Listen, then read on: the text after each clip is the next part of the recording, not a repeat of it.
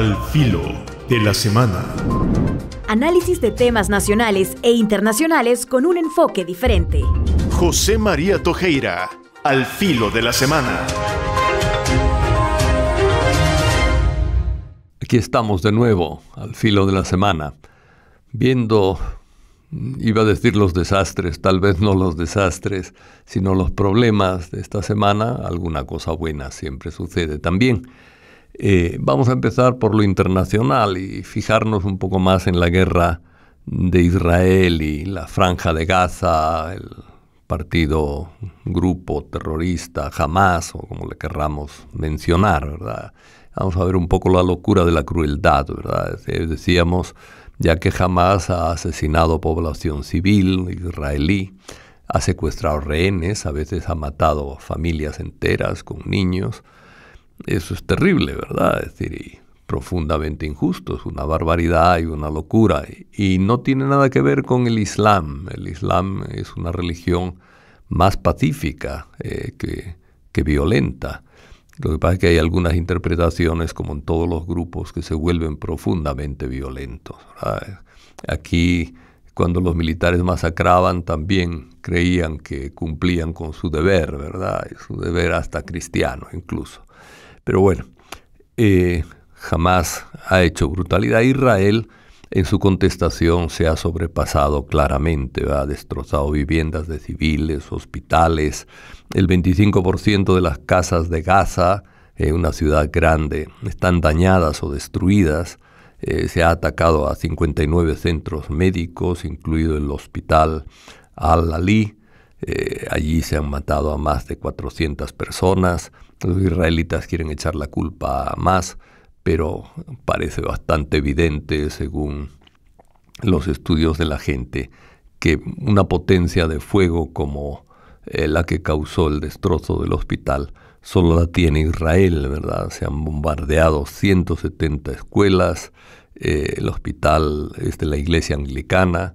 El obispo de la iglesia anglicana llaman el Hospital Bautista, le llamaban también, pero es de la iglesia anglicana. El obispo de la iglesia anglicana dice que por 3 veces les había dicho Israel que desalojaran el hospital, y él les había respondido que no podían desalojarlo porque había ahí más de 1,000 personas, ¿verdad? Médicos Sin Fronteras, una institución famosa que aquí ha ayudado también durante la guerra civil. Médicos Sin Fronteras coopera en un hospital de 700 camas y tienen en el hospital más de 3,000 heridos, es decir, los tienen pues por los pasillos y por donde pueden, ¿verdad? Y la gran mayoría de los 3,000 heridos son civiles, ¿verdad? La respuesta israelí suena un poco al anatema bíblico, cuando en la Biblia los israelitas decían que Dios le había mandado destruir absolutamente población, casas, sembrados, todo lo que fuera recuerdo de una antigua población cananea para establecer el reino de Israel. Parece que estuvieran volviendo a esa brutalidad bíblica de tiempos muy pasados, ¿verdad? En fin, esperemos que se pueda detener esta guerra tan absurda, tan brutal, y ojalá puedan vivir en paz. Y es lo que tenemos los cristianos y todas las personas de buena voluntad que desear, que vivan en paz judíos y palestinos, ¿verdad? Ojalá. Pasamos a nuestras tierras.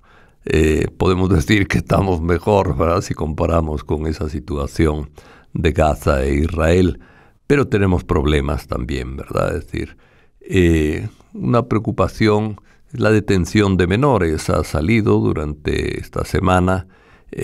Se habla del interés superior del menor y de que el menor no podrá estar en detención preventiva por más de 90 días, pero hay muchos menores detenidos, más de 1,000, y no se han ido cumpliendo las normativas establecidas en el país. Cuidar el menor es importante, y el interés superior del menor no depende del régimen de excepción, depende de instituciones e incluso convenios internacionales que son superiores a la ley secundaria del país, como lo es ley secundaria, el régimen de excepción. A veces juzgan a los jóvenes solo por el lugar de vivienda, por la opinión policial, etc. Por supuesta pertenencia, no por acciones. Eso no puede ser. Es un error, y un error que contraviene tratados internacionales. Además de lo del menor, que siempre es preocupante y entra en el campo de los derechos humanos, hay preocupaciones como más inmediatas. Y una preocupación es las posibilidades de que aumente el hambre en El Salvador. Que hay hambre en El Salvador es evidente, porque hay desnutrición, y desnutrición es el equivalente al hambre medida de otra manera. El hambre es un sentimiento, digamos, físico, fisiológico, que te dice que tienes necesidad de comer. Y la desnutrición es el efecto del hambre. Cuando comes poco, estás desnutrido. Hay desnutrición, hay hambre.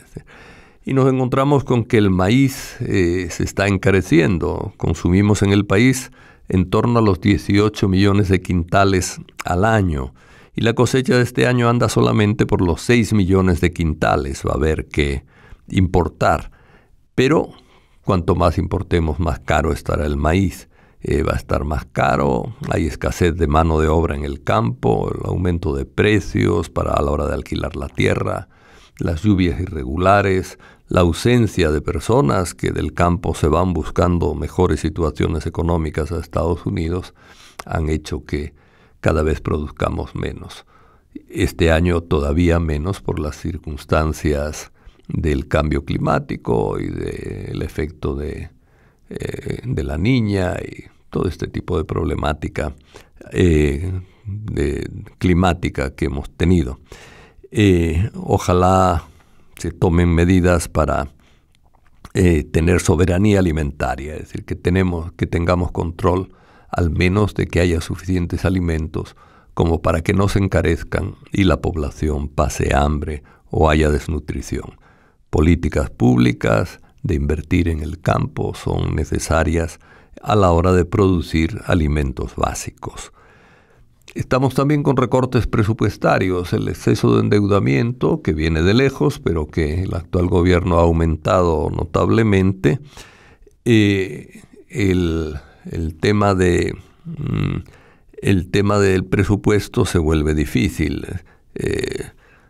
Hay una nota de presupuesto dedicada a luchar contra la pobreza. Bien, se ha reducido. La pobreza aumenta e invertimos menos en reducir la pobreza.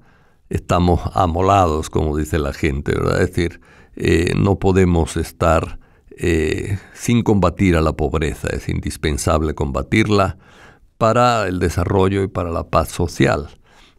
A la larga estamos creando posibilidades de mayor dificultades en el trato social, en la amistad social, en la convivencia pacífica dentro del país. Y al mismo tiempo hay recortes presupuestarios que son preocupantes, ¿verdad? Es decir, estamos recortando el tema de inversión en la pobreza, pero también últimamente se han desviado 108 millones para pago de compromisos estatales del presupuesto actual. Y ahí 77 millones de esos 108 están deducidos de educación, salud y desarrollo local. Sobre todo de educación, 60 millones. Y sabemos que en las escuelas hay escasez de medios pedagógicos, didácticos. Hay escasez también de comida para los niños. Los planes de alimentación escolar se están cumpliendo con dificultad y escaseando la comida, ¿verdad? Haciendo malabarismos para dar algo todos los días a los niños de parte de los maestros.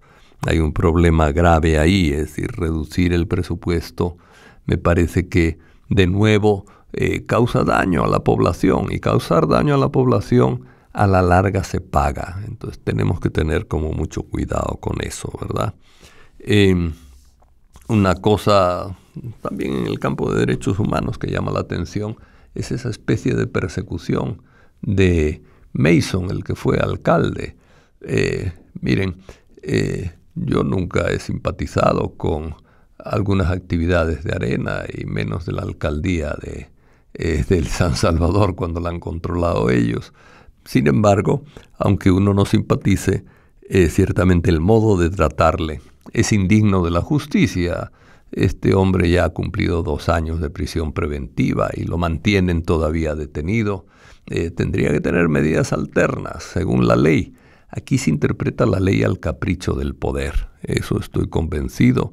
El sistema de justicia es un sistema que no garantiza la seguridad jurídica en el país, en algunos aspectos por lo menos. Es preocupante esto. También es preocupante la construcción de viviendas. Una empresa, Pachulco, SADCB, quiere urbanizar 200 manzanas en la parte alta del nacimiento del río Chacalapa. Todos los vecinos del río tienen miedo a quedarse sin agua en varias comunidades, ¿verdad? Las constructoras siguen siendo depredadoras del medio ambiente y también de los pocos recursos que tienen los pobres, estos recursos naturales que son un derecho humano básico, como el derecho al agua, etcétera, ¿verdad? El Estado debe garantizar el derecho al agua de los habitantes tradicionales de la zona, ¿verdad? Es decir, ahí es como importante esto. También, así rápidamente, se han documentado en menos de un año, es decir, desde marzo del 23 hasta septiembre del 23, 5.775 víctimas del régimen de excepción.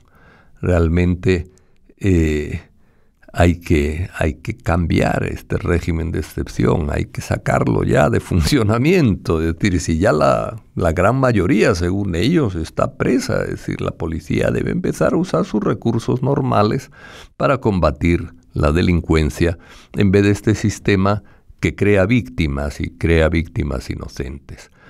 También, finalmente, 2 cositas. Cristian Guevara, el portavoz, ¿verdad?, de la Asamblea Legislativa, ha pedido levantar la reserva, que a su vez había pedido anteriormente, en su demanda contra Héctor Silva por difamación.